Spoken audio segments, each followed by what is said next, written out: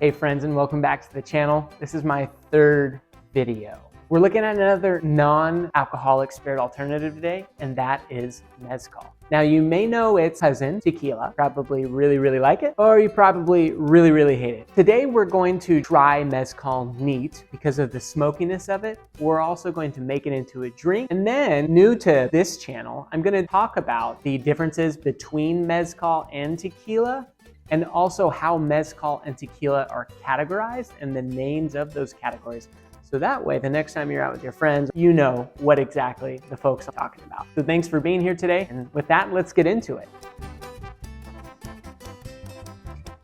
The Mezcal we're trying today is from Fluere.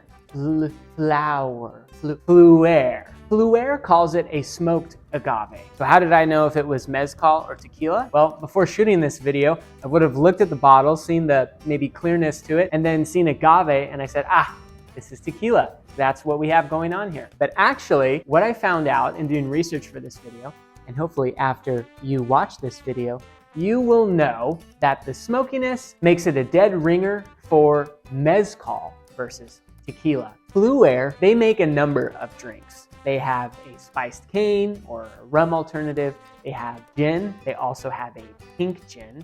Their website is really beautiful.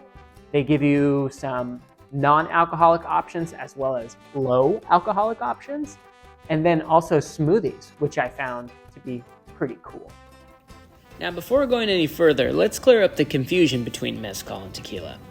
To do this, we'll first have to have an understanding of the agave plant.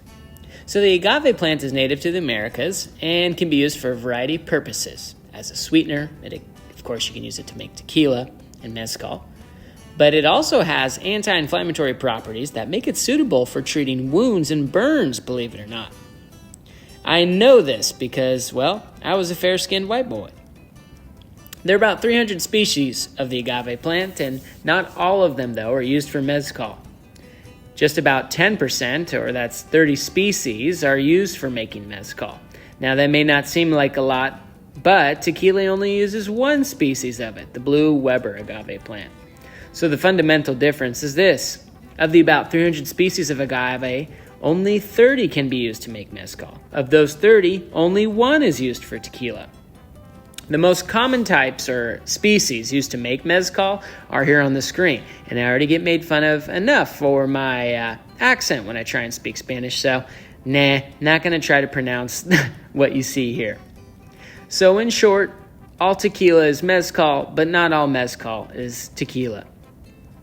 All right, that's a really simplified version of the difference between mezcal and tequila. So how are each of them characterized in taste?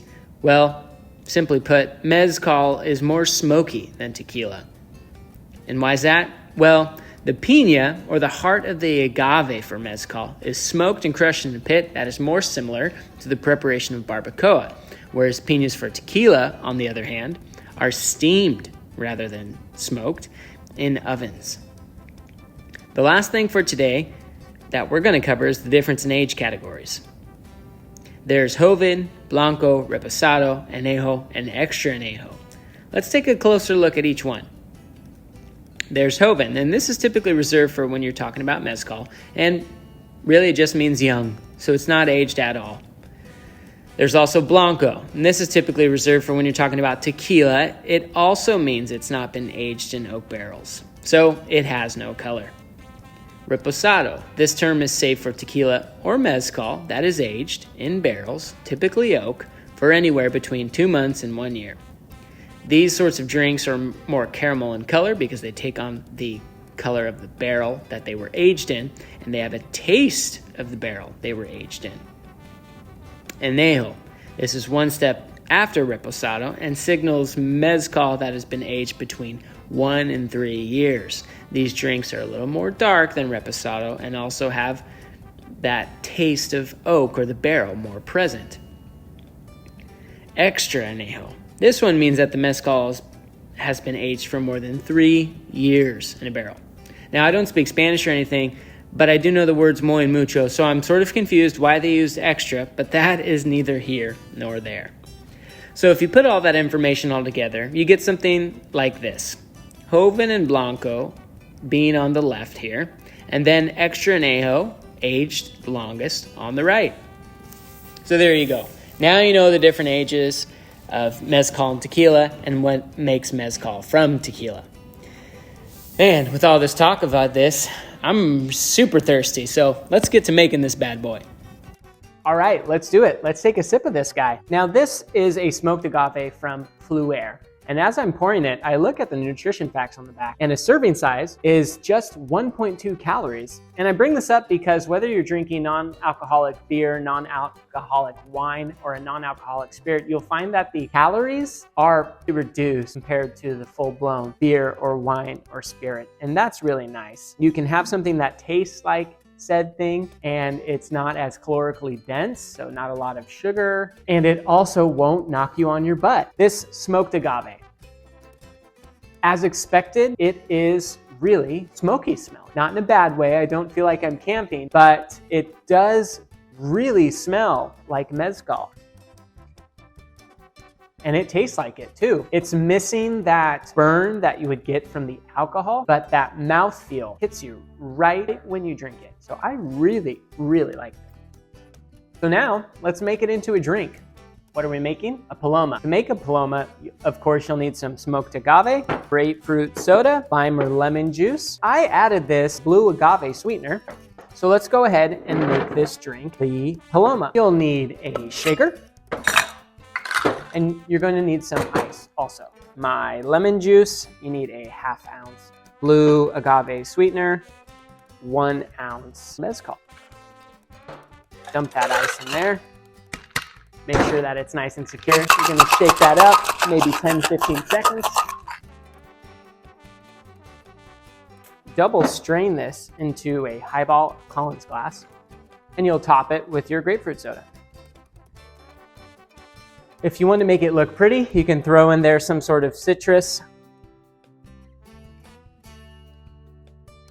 Cheers.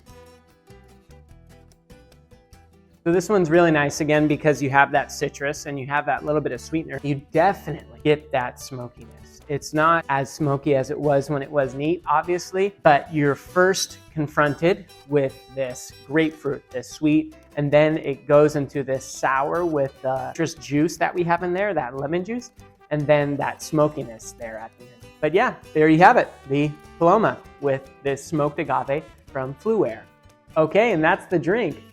Today we've tasted mezcal neat. We've also made it into a drink called the paloma. We learned about the differences between mezcal and tequila, and also how mezcal or tequila is called or categorized based upon its age. Really appreciate you being here. This is my 3rd video. I got a couple other ones. Check them out over here. And then if you haven't already, please go ahead and subscribe. And of course, give this video a like. And please, down below, leave a comment. Check out the description to see where you can get all this wonderful stuff. And we'll see you on the next video. Thanks.